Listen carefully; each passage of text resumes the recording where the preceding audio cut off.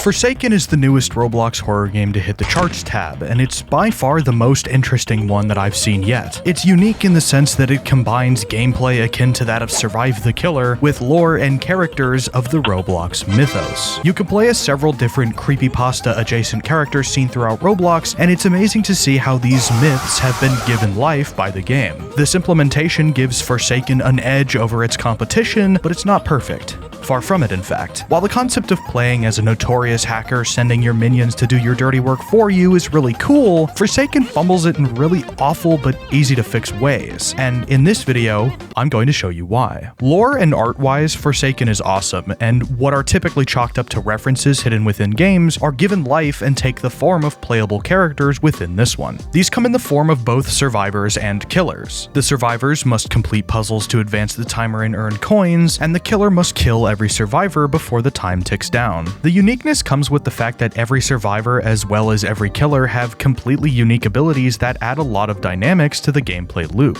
I wish I could say that these work properly and create a fun, interactive experience that requires a lot of planning and careful execution, but it doesn't. And the general gameplay experience of Forsaken boils down to running around a basic looking map like a grandma who needs hip surgery. But before we get into that, what is the Roblox mythos? I've mentioned it a couple times already, but what is it? Well, Roblox has kind of a lot of myths surrounding it. When your platform is almost 2 decades old, you're gonna end up with a lot of digital ghosts. Forsaken allows players to take control of characters like John Doe, Cool Kid, and even 1x1x1x1 as they hack and slash their way to victory. But who are these terrifying abominations? Why are they important to the world of Forsaken, and how do they add to the Roblox mythos? Well, let's find out. Starting with John Doe, as he's probably the most simple to explain. A test account made by either David Baszucki or Eric Castle during Roblox's early development. Back in 2005, Roblox was nearing completion, and several administrator test accounts were made to ensure that the core features of the website and game engine worked properly. One of these accounts was John Doe, a classic anonymous male name. This would typically be fine, but John Doe and Jane Doe, there were 2 of them, would see several strange bugs that would see the accounts following other people on the website and even having some badges from games made as late as 2012. This got people wondering what was really going on. Most saw this for what it was,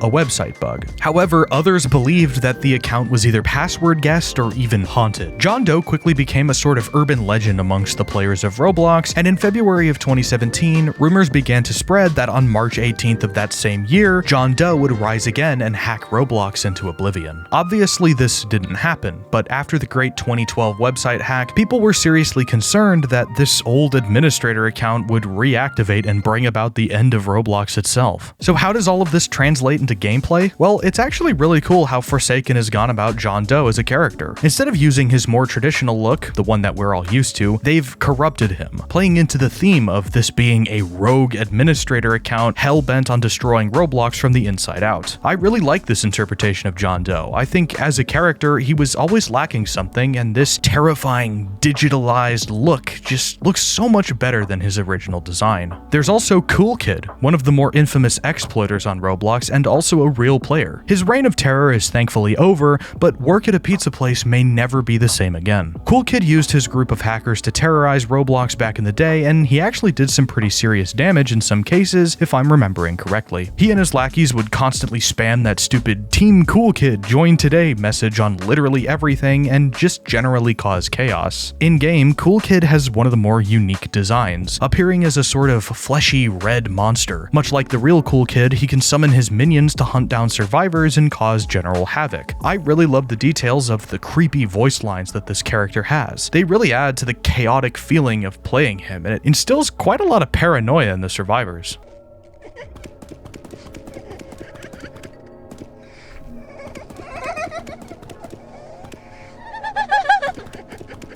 1x1x1x1 also appears in Forsaken, this time looking much worse than how he did during the game's event. 1 is by far the most interesting out of the bunch, having not only the most unique gameplay, but also the most real Roblox-approved lore as well. 1 is a canon character in the Roblox mythos. Unlike John Doe or Cool Kid, 1 has been in multiple official Roblox events, has his own real-life toy, and has even been referenced as far back as 2010. The TLDR is that 1x1x1x1 is a terrifying being from the the fourth dimension, hence the fourth one in his name, set out on a quest to destroy Roblox. Why? Well, it's because Roblox is disgustingly three-dimensional, and that infuriates one to the point where he'll do anything to destroy it. This, naturally, introduced a conflict between one's unholy crusade and another character called 2x2. In the old former description of the Necrobloxicon item in the catalog, it actually mentioned 1x1x1x1 and 2x2 as being in some sort of war. It makes a lot of sense why Roblox has gone so hard with 1 in the past. Sure, I mean, the boss fights themselves weren't exactly the most engaging, but I think even seeing 1 featured at all by Roblox in any way is really cool. And being the most expensive killer in the game, 1's mechanics are definitely the most unique. Being able to summon zombified versions of dead players with his ult, and being really the only ranged character in the game. Red alert, gamers. YouTube decided to throw me and my belongings off a balcony last week, so all I ask is that you subscribe to this channel. Only 16.5% of you watching this video are subscribed, and I want to see that number even higher. So if you've been enjoying this video and want to see more like it, click that subscribe button so I can make more of it in the future. Now, back to the video. But the killers aren't the only references to the Roblox mythos that Forsaken has. In fact, every survivor is also a reference to something in the Roblox community. Noob is pretty self-explanatory. He's just a noob. Elliot, however, is the mascot of Work at a Pizza Place, which also ties in with the whole Cool Kid thing. Speaking of Cool Kid, 007N7 was his right-hand man, causing his own amount of mischief. Guest 1337 from The Last Guest is also in the game, and has by far the most unfun abilities ever made, but we'll talk about that later. Shedletsky decided to take a break from getting his head handed to him in Block Tales to get his head handed to him in Forsaken. Okay. Also, a little bit of a side tangent. You guys know that Shedletsky is like a real person, right? Do the developers of these games know that? Like, John Shedletsky is a real guy who worked at Roblox during its infancy. He wrote, like, the whole API, or at least the early versions of it. I find it kind of odd that he's become a character in the Roblox universe. That's not a bad thing, it's just kind of odd. Builderman is in this game too. I'm hoping that if you're watching this video, you kind of at least know who Builderman is, but for those of you in the back, that's David Baszucki's character, the CEO of Roblox. The only 2 characters that I don't recognize are Two Time, who can resurrect, and Chance, who has gun. Aside from the characters, however, Forsaken has a lot of really cool details in other aspects of the game too. The models in this game are all extremely expressive. Your face changes depending on how much damage you've accrued, emoting makes you smile weakly, which is a cool touch, and the animations are all very unique themselves. I love how developers these days are making R6 somehow more intricate and expressive and emotional than R15. It's such a good rig, and it looks so much like Roblox. I talked about this in one of my other videos, how most games I've been playing use R6 as opposed to R15, and I think Forsaken is one of the better examples of this. The idle, walk, and run animations are really well done, and I love all the emotes as well. Now look, Forsaken is currently in alpha. I mean, the game just released for crying out loud, so there isn't too much in terms of lore or world building or even game mechanics of that nature. Only really references to Roblox and the Roblox community. But now we gotta talk about the gameplay,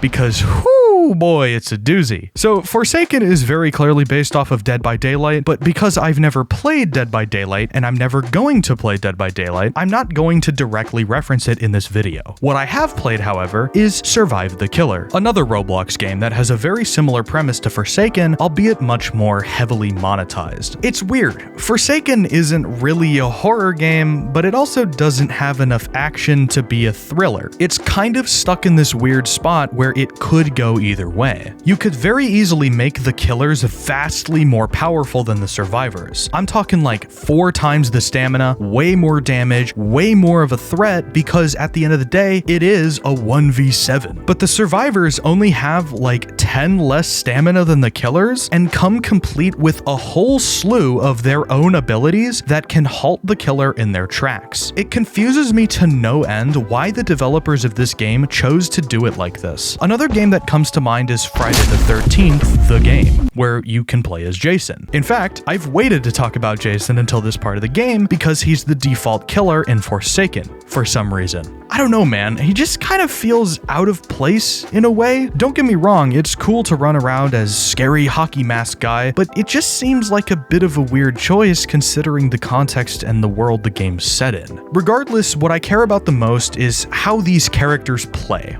So how do they play? Don't get me wrong, I want this game to do well. I think they have an amazing concept with really cool ideas. The art direction is really, really good, and it's easily the most polished part of the game right now. It just feels like they've spent 1/5 of the time working on the gameplay as they did the art, and that really sucks. I feel absolutely no power when I play as a killer. It doesn't matter if I'm playing as Jason, Cool Kid, 1x1x1, or whoever, because every round just kind of devolves into, oh, I'm gonna get ya. Ooh, I'm gonna get ya. Watch out. I'm really gonna get him this time. Wait, hold on. Let me get my breath real quick. Had one too many cheeseburgers. They have that magic Roblox lag power. No, look at this. See?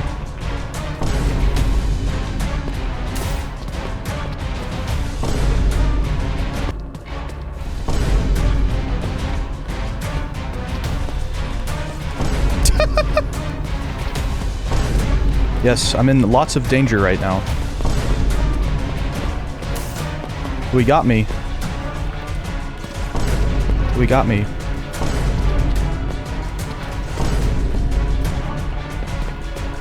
Oh, he finally got me. He finally, after only going after me for the whole round. Why does the killer only have 10 more stamina than the survivors? I'm going to keep coming back to this. Why is Jason's ult, you know the move that's supposed to be his best, where he can like track down and hunt one of the survivors? Complete trash. He runs slower than the survivors, for crying out loud. Look, this would be a non-issue if the survivors were just as helpless as the killer, but they aren't. Every survivor has their own set of abilities that they can use to counter the killer. And what's worse is that some of the characters can CC chain you into oblivion, which is such a disastrous choice. For those of you unaware, CC means crowd control, or in this case, an obnoxious stun that makes you, the killer, stop dead in your tracks and rub your head like you need an Advil to keep going. This turns every single round of Forsaken into a very boring cat and mouse game where there really is no cat, only a slightly larger mouse who is also in a wheelchair. I feel like an out-of-breath 95-year-old senior citizen when playing this game. This is the only survival game I've played where it's genuinely more fun to be a survivor than to be the killer, and even then, the devs put the stupid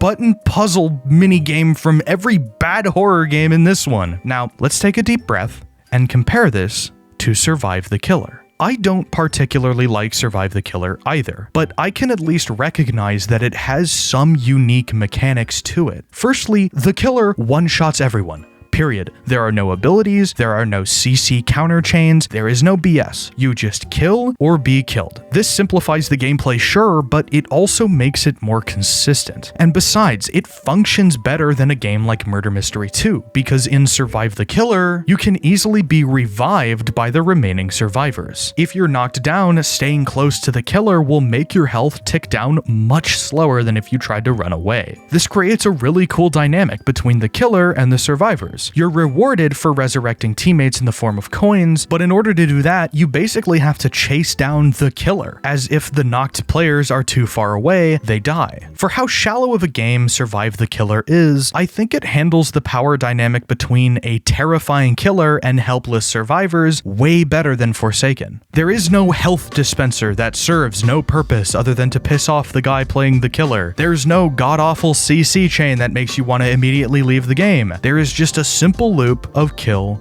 or be killed. I understand that Forsaken isn't really trying to be Survive the Killer. It is trying to be its own original thing, and I can appreciate that. But if playing as the killer, who is supposed to be this terrifying entity that can mow through just crowds of people, A, isn't scary, and B, isn't fun, then what's the point? The bottom line is that I think this game has an insane amount of potential. It's rare that you come across a game that makes references to the Roblox community that are this on point, and I'm really excited to see how this game evolves as time goes on. So, thanks for watching, and I'll see you all next time. Peace.